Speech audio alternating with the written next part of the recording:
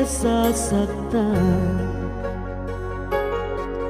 pag nakita kang may kausap na iba. Bakit ako ngayon'y lumuluha